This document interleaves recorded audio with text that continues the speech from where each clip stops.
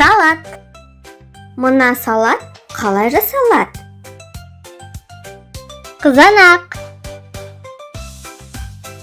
қияр, шалғам, пияз, ыдыс. Ас үйде бізге не керек? Таба, қазан, тарелке, шайнек.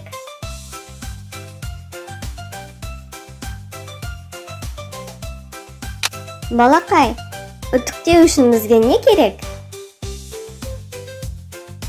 Үтіктеу тақтасы, үтік,